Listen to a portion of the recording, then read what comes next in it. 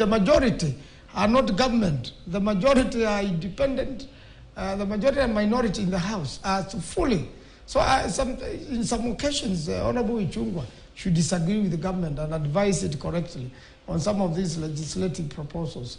And therefore, that's why we are in a problem. This bad law has raised the cost of living in the country. And when you raise the cost of electricity and illegally, you raise all manner of taxes. I saw the Member of Parliament try to say you pay 1 shilling, you have this.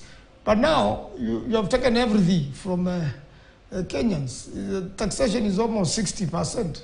If you sum it up from salt, sugar, everything. Then if you do that, then people need to see the job be done. If you overtax people like this and they have no potholes, they have development going on, they will be happy. But where is this money going to? This money is leaky somewhere, either in care or in treasury. All that we are collecting, you can't see it in action. It is in somebody's pocket.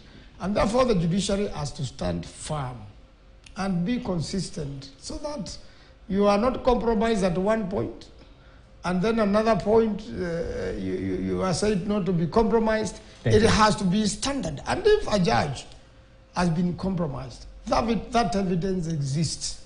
It should be given to Judicial Service Commission. And they have handled some of the cases very well. But judiciary should also not participate in politics. It should not make decisions which are favorable simply to a political class to make it happy and to vanquish the country. And that's why some of the politicians are saying, don't play around with Kenyans. This is how to, first of all, you are forcing Kenyans to cause a revolution in their minds. And they should make a revolution to vote wiser. You know what the current government has encouraged is serious tribalism and an attitude which is very nasty. Kenyans are not electing a government to have a certain attitude. Just be fair. And whatever resources we collect, use it wisely for the people. But we are raising resources that are being stolen day in, day out, and they are only be accessed. We are raising taxes for 2 or 3 people to put it into their pockets to enrich themselves, go for trips abroad